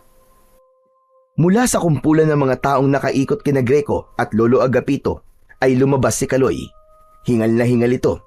Laking gulat ni Greco nang tumayo ito sa harapan niya habang nakaharap sa mga tao. Kung papatayin niyo si Greco, ay patayin niyo na rin ako! Kaloy, anong ginagawa mo? Kung hindi ako niligtas ni Greco, ay patay na sana ako ngayon. Pinatay na sana ako ng aswang. Utang ko sa kanya ang buhay ko. Umalis ka dyan, Kaloy! Huwag ka nang dumagdag sa problema namin! Talagang iniisip nyo na halimaw si Greco? Siguro halimaw ang panlabas niya, pero hindi ang panloob niya. Kahit palagi ko siyang inaaway, ay iniligtas pa rin niya ako. Saka hindi ba kayo nag-iisip? Kapag pinatay niyo si Greco, sino ba lalaban sa mga aswang? Sino ba magtatanggol sa atin? Sa tingin niyo ba, ay wala nang aswang ang sasalakay dito sa baryo natin? Marami pang nakatakas, nakita niyo naman. Sigurado ba kayo na hindi na sila babalik dito para patayin tayong lahat? Para magigante? Hindi makapaniwala si Greco na si Kaloy ang nagsabi ng mga salitang yun. Hindi ganun ang pagkakakilala niya kay Kaloy. Ang alam niya ay puro panglalait ang lumalabas sa bibig nito. Pakiramdam niya tuloy ay hindi si Kaloy ang nasa harapan niya. Natahimik ang lahat ng mga tao matapos magsalita ni Kaloy. Maging si Kapitan Waldo ay lumambot ang muka at parang may isang bagay itong napagtanto. Mga kasama, tama si Kaloy. Hindi natin pwedeng patayin si Greco. Kapag pinatay natin siya, ay wala na makikipaglaban sa mga aswang. Sa ngayon, siya lang talaga ang may kakayahan na harapin ang mga aswang. Nagsimulang magbulungan ang mga tao sa paligid ni Greco. Patuloy ang kaba ni Greco dahil hindi niya alam kung makukumbinsi ba ang mga tao na huwag siyang patayin. Umuwi na tayong lahat, mga kasama. Magpahinga na tayo. Dahil bukas ay marami tayong aayusin ng mga sinira ng mga aswang. Pinangunahan ni Kapitan Waldo ang pag-alis. Matapos yun, ay isa-isa nang umalis ang mga tao hanggang sina Greco, Lolo Agapito at Kaloy na lamang ang natira roon. Humarap si Kaloy kay Greco at pabiru siya nitong sinuntok sa dibdib. Magpasalamat ka sa akin at ipinagtanggol kita. Oo nga eh. Salamat, Kaloy ah. Salamat kasi kung hindi ka pa dumating, baka pinatay na ako ng mga tao. Hindi ko naman pwedeng hayaan na mamatay ang taong tumulong sa akin, no? Utang ko sa'yo ang buhay ko, Greco. Ako rin, kailangan ko magpasalamat sa'yo. Salamat kasi kahit palagi kitang inaaway, iniligtas mo pa rin ako Kahit pwede mo naman akong pabayaan ng gabing yun. Napangiti si Greco at nakipagkamay siya kay Kaloy. Sa kabila ng muntik na siyang patayin ng mga tao, ay napakasaya niya sapagkat nakahanap siya ng isang bagong kaibigan sa katauhan ni Kaloy na hindi niya inakala dahil simula nang magkaisip siya ay kaaway na ang tingin sa kanya ng batang si Kaloy.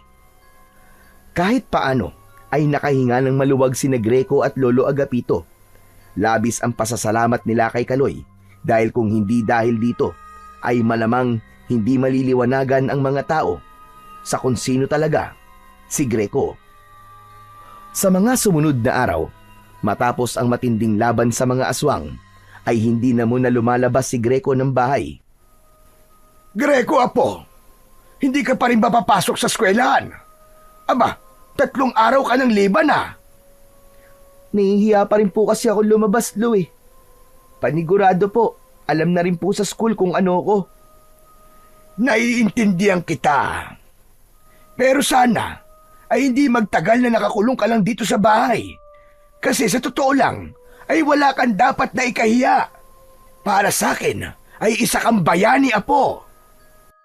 Ngunit kahit hindi pa kayang lumabas ng bahay, ay nalilibang pa rin si Greco dahil madalas siyang puntahan doon ni Kaloy. Nakikipaglaro ito sa kanya at kinakausap din niya ito tungkol sa iba't ibang bagay. Ipinaalam na rin niya kay Kaloy ang tungkol sa kanyang ama at sa kwintas na siyang dahilan kung bakit nagbabago ang kanyang anyo. Tol, pwede ko kayang isuot yung kwintas mo? Malay mo, maging dragon naman ang mga kamay ko, di ba? Tapos, bubuga ng apoy. Nako, mas astig yun. Walang epekto ang kwintas na to sa ibang tao, Kaloy. Ginawa talaga to para sa akin ng tatay ko. Saka, wala kang dugong taong reptilian eh. Kaya, hindi to gagana sa'yo. Pero, maswerte ka. Kasi normal ka. Ako kasi, kailangan ko pang ipaliwanag sa mga tao kung sino o ano ako. Kailangan ko pang may magpatunay bago nila ako matanggap. Sus, at drama mo naman. Pero wag ka mag-alala. Pakiramdam ko, nag-iisip lang ang mga tao. Darating din ang araw na matatanggap ka rin nila. Sana nga, para naman nakakalabas na ako. Pwede ka naman lumabas eh. Walang pumipigil sa'yo, no? Saka walang mananakit sa'yo. Subukan lang nila at makakalaban nila ako. Bahagyang natawa si Greco sa sinabing yun ni Kaloy. Isang umaga, habang naglilinis si Greco sa loob ng bahay, ay narinig niya ang yabag ng mga paa sa labas. Pumasok si Lolo Agapito at hinila nito si Greco sa labas. Doon ay sumalubong sa kanila ang mga tao sa baryo.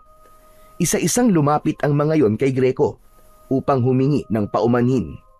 May ilan din na nagpasalamat sa kabayanihan niya. Dahil doon ay hindi na napigilan ni Greco ang mapaluha dahil sa labis na kasiyahan.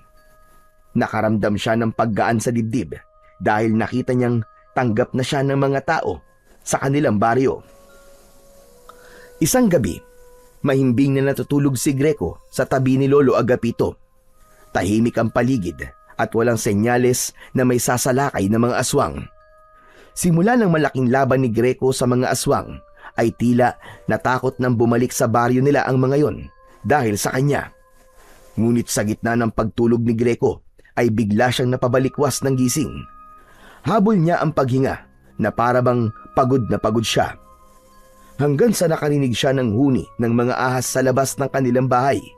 Nagtaka siya dahil sa tagal na nilang nakatira doon ay wala siyang nakitang ahas. Tumayo si Greco, sumilip siya sa bintana at may nakita siyang isang matangkad na lalaki na nakatayo sa harap ng kanilang bahay. Madilim, kaya hindi niya gaanong makita ang mukha ng lalaki. Habang nakatingin siya sa lalaki, ay may puwersa na nagtutulak sa kanya na lumabas. Dahil sa kagustuhan na malaman kung sino ang lalaking nasa labas, ay nagdesisyon si Greco na lumabas na ng bahay. Marahan siyang naglakad palapit sa lalaki at habang palapit siya ng palapit rito, ay nakita niya ang mga mata nito na parang ahas. May kaliskis din ito ng ahas sa braso at leeg. Kapansin-pansin din ang buntot nito na nakasayad sa lupa na alam niyang sa ahas din. Biglang kumabog ng malakas ang puso ni Greco. Ang unang pumasok sa isip niya ay baka yun ang kanyang ama na si Serpino. Mabuti naman at lumabas ka, Greco. Alam mo bang matagal na kitang hinahanap? Narinig ko na may isang batang may mga kamay na kobra ang nakikipaglaban sa baryo na ito. At alam ko na ikaw na kagad yun. Teka, kayo po ba ang tatay ko? Hindi ako ang iyong ama. Si Serpino ay kapatid ko. Mas matanda siya sa akin. Ang pangalan ko ay Kamandag. At tulad ng iyong nakikita, ako ay isang reptilian na katulad mo. Kung ganun, tsuhin ko po pala kayo. Akala ko po kasi kayo na po ang tatay ko eh. Walang naramdamang takot si Greco kay Kamandag, lalo na't nalaman niya na kapatid ito ng kanyang ama.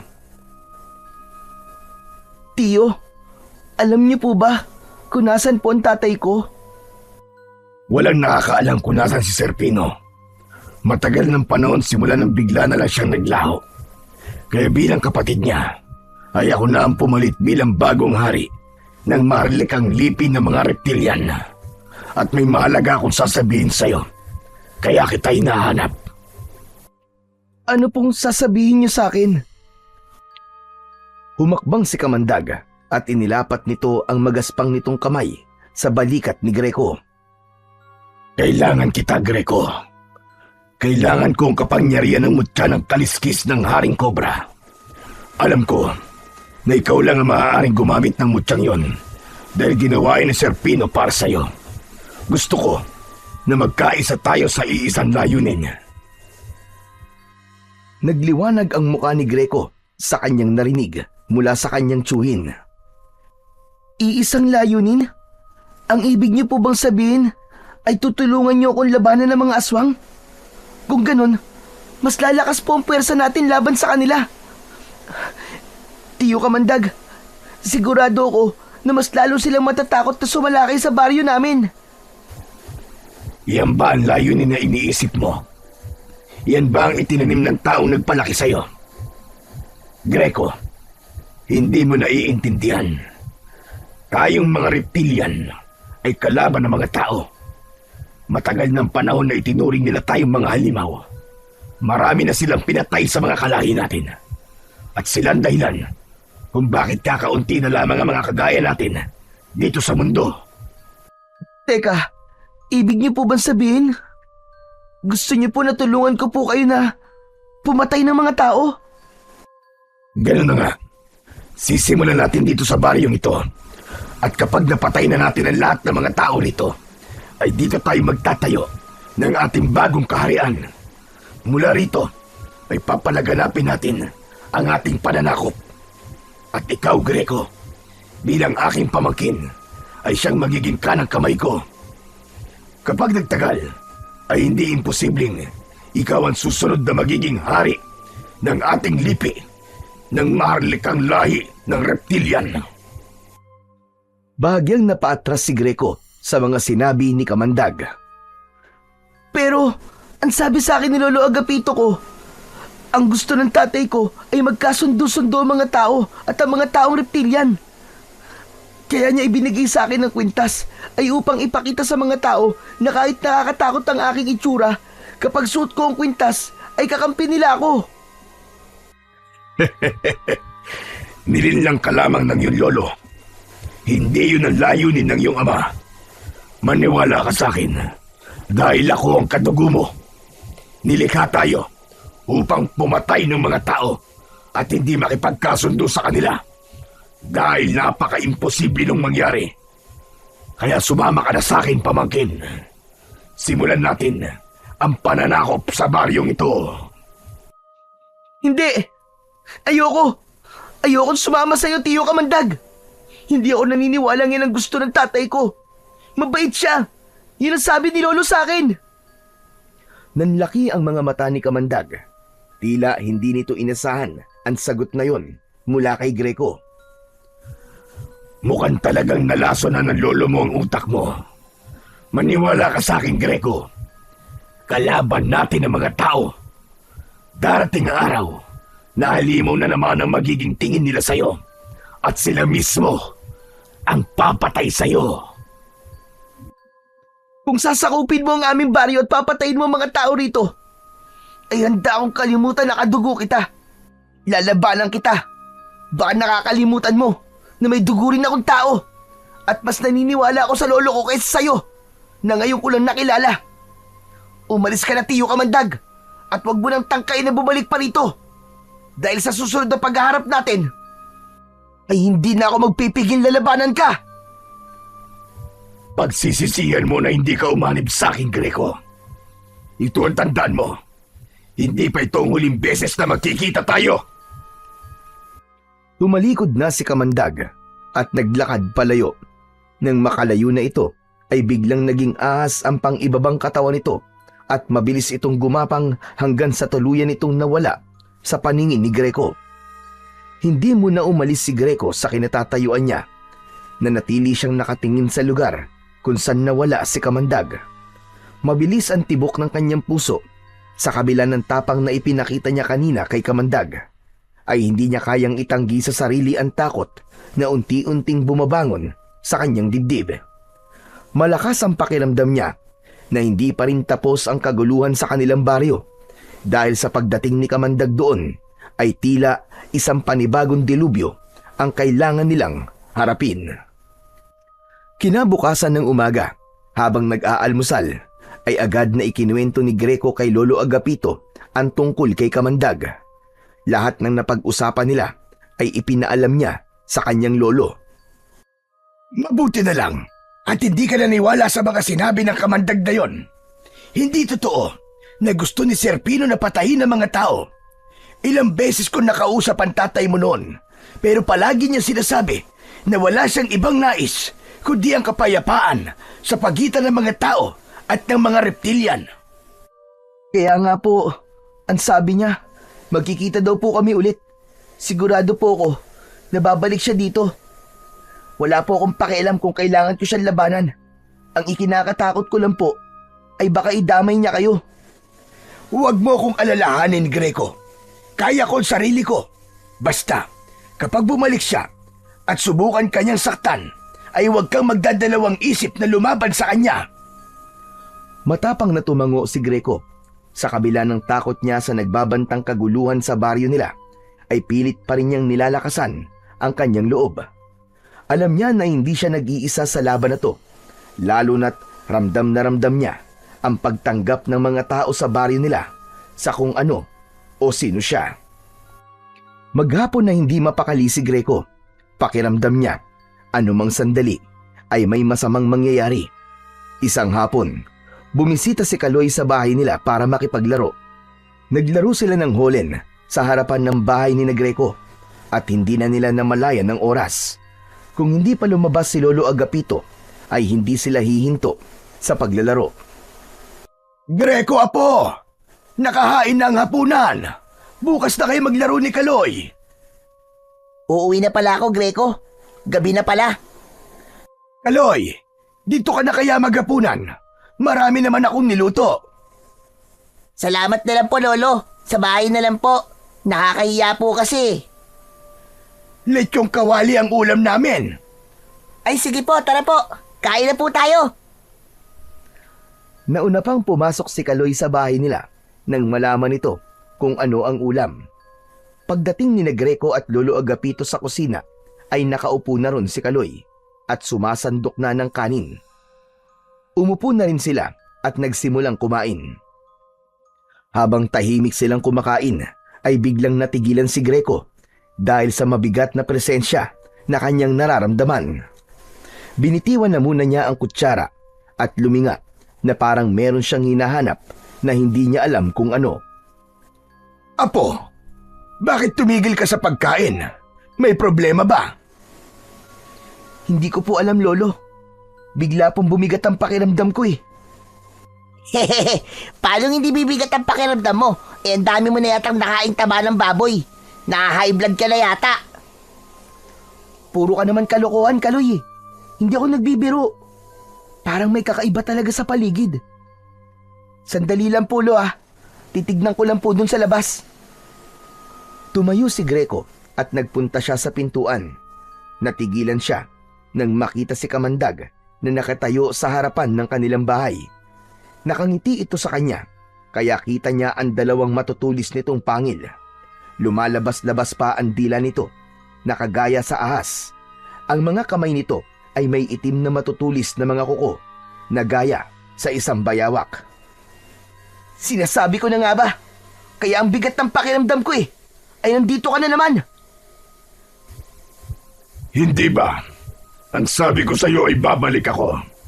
At dahil salungat ka sa gusto kong mangyari, ay kailangan kitang patayin dahil paniguradong magiging hadlang ka lamang sa mga plano ko. Mula sa likod niya ay narinig niya ang papalapit na sina Lolo Agapito at Kaloy. Sino ba yung kausap mo dyan, Greco? Diyos ko po, anong klaseng nilalang yan? Hala, ang pangit.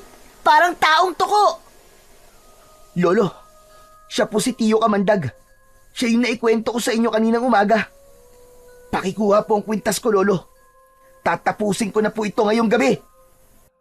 Mabilis na kinuha ni Lolo Agapito ang kwintas. Nang maibigay nito yon kay Greco, ay agad niya yung isinuot. Gumapang ang kakaibang enerhiya sa katawan niya, kasabay ng pagbabago ng anyo ng kanyang mga kamay. Lumitaw mula roon ang dalawang ulo ng haring kobra na tila galit na galit. Akala mo ba ay natatakot ako sa iyo, Greco? Mas malakas pa rin ako sa iyo kahit nasa iyo pa ang kwintas ng iyong ama. Huwag kang puro salita! Patunayan mo yung sinasabi mo sa gawa! Ngumisi si Kamandag. Hinubad nito ang damit nito at doon nila nakita ang nangingintab nitong katawan dahil sa kaliskis nito na gaya ng sa ahas. Nang biglang sumugod si Kamandag, ay hindi agad nakapag-isip si Greco. Isinalag niya ang braso niya sa matutulis na kuko ni Kamandag at napasigaw siya sa sakit. Nang masugatan siya nito, agad namang lumayo si Greco sa bahay nila upang hindi na madamay pa sina Lolo Agapito at Kaloy na takot na pinapanood ang kanilang laban. Muling umatake si Kamandag. Malakas siya nitong sinipa sa kanyang tiyan. Humagis siya at nagpagulong-gulong sa lupa. Napaubo si Greco.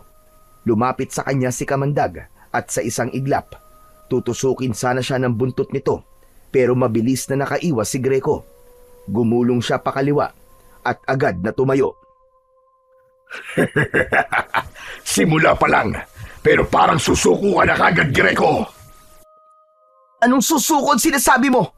Nagsisimula pa lang mag-init ang katawan ko. Kaya huwag kang maging kampante, Kamandag! Si Greco naman ang umatake. Tumakbo siya papunta kay Kamandag at nang bubugahan na nito ng Kamandag ng kamay niyang kobra ay mabilis na nahawakan ni Kamandag ang ulo ng ahas ni Greco. Hinila nito yon, sabay balibag kay Greco sa lupa. Tama na yan! Huwag mong papatayin ang apo ko! Huwag kang makialam dito, tanda. Matapos kong patayin ang apo mo, ay ikaw naman ang isusunod ko. Pati na yung batang katabi mo. Hala, bakit pati ako nadamay? Wala akong kinalaman dyan. Pilit na tumayo si Greco kahit masakit ang kanyang buong katawan. Labis ang pagkadismaya niya sa sarili dahil pakiramdam niya ay wala siyang laban kay Kamandag.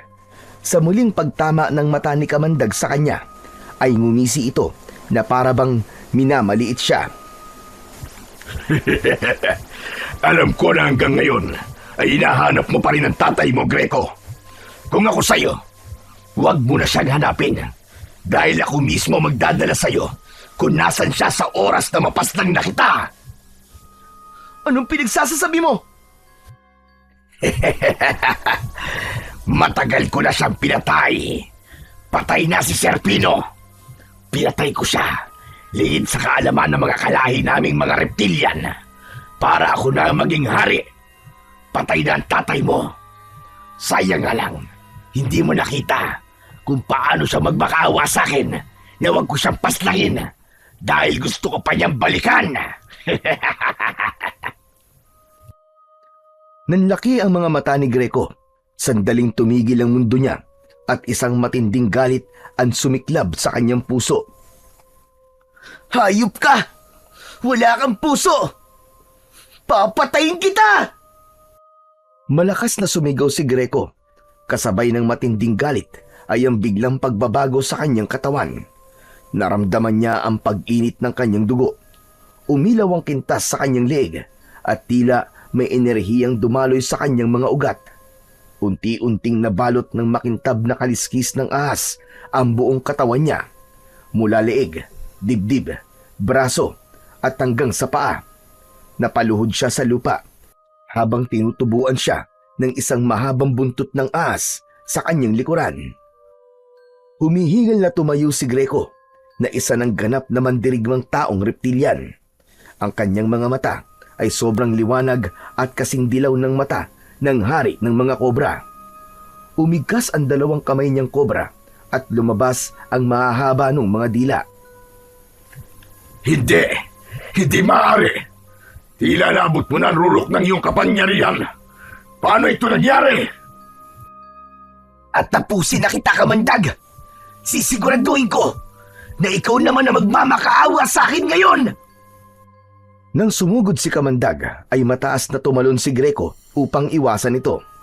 Bumulusok si Greco papunta kay Kamandag at gamit ang kanyang buntot ay malakas niya tong hinampas sa katawan na naging dahilan para tumilapon si Kamandag at sumalpok sa isang puno. Hindi na nag-aksaya pa ng pagkakataon si Greco. Gumamit siya ng malalakas na kombinasyon ng pag-atake. Tinadyakan niya si Kamandag habang ang dalawang ahas niyang mga kamay ay walang tigil sa pagkagat dito. Sa bawat pag-atake ni Greco ay mas lalong nahihirapang makabangon si Kamandag. Hanggang sa itinaas ni Kamandag ang isang kamay. Tama na! Tama na! Susuko na ako, parang awa mo na, Greco! Huwag mo akong papatayin. Mawawala ng hari ang lipi ng mga taong reptilian kapag pinaslang mo ko! Ganyan din ba ang sinabi ng tatay ko sa'yo? Nung nagmamakaawa siya sa'yo, na huwag mo siyang papatayin! Itinutok ni Greco kay Kamandag ang dalawang ulo ng haring kobra.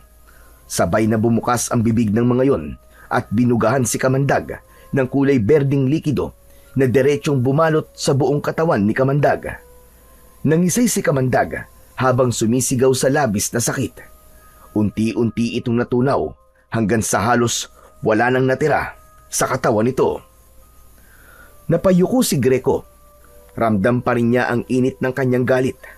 Pero sa wakas ay natapos na ang laban nila ng kanyang tiyuhin na si Kamandag. At siya ang nagwagi.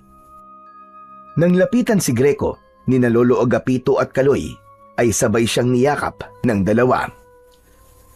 Tapos na, Apo! Tapos na! Nagtagumpay ka! Ipinagmamalaki kita, Apo! Tama po kayo, Lo.